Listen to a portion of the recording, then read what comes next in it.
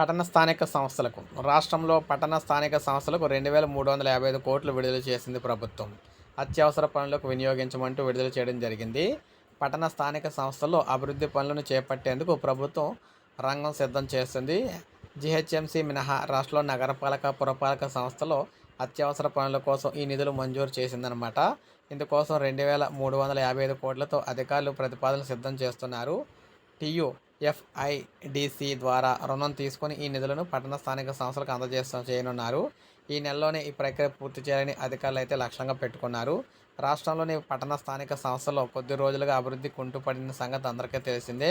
వీటిలో జీహెచ్ఎంసీ మినహా మిగతా పాలక వర్గాలకు ఈ ఏడాది జనవరిలోనే గడువు అయితే ముగిసిపోయింది. అవి ప్రస్తుతం ప్రత్యేక అధికారుల ఆధ్వర్యంలో పనిచేస్తూ ఉన్నాయి. అయితే నిధుల కొరత కారణంగా గత కొంతకాలంగా అన్ని మున్సిపాలిటీలు, కార్పొరేషన్లో అభివృద్ధి పనులు నెమ్మదించాయి. అన్ని పట్టణ స్థానిక సంస్థల గడువు ముగిసే ముందే పాలక మండళ్లు సమావేశమై పెద్ద ఎత్తున అభివృద్ధి పనులకు ఆమోదం తెలిపాయి. కానీ పాత పనులకు సంబంధించిన బిల్లే పెండింగ్లో ఉండటంతో కొత్త వాటిని చేపట్టే అవకాశం లేకుండా పోయింది. దీన్ని దృష్టిలో ఉంచుకొని ప్రభుత్వం తక్షణ అవసరాల కోసం నిధులు మంజూరు చేయాలని నిర్ణయించింది. ఒక్కో పట్టణ స్థానిక సంస్థకు 15 కోట్ల చొప్పున కేటాయించాలని భావిస్తూ ఉన్నారు.